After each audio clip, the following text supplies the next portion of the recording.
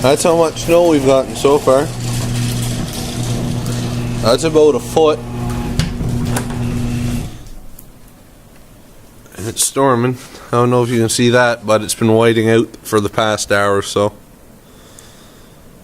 That was the pond. One of the vehicles is like buried. So I got the snowmobile going. I blew the stereo yesterday though. So it's no good. As far as I know anyways.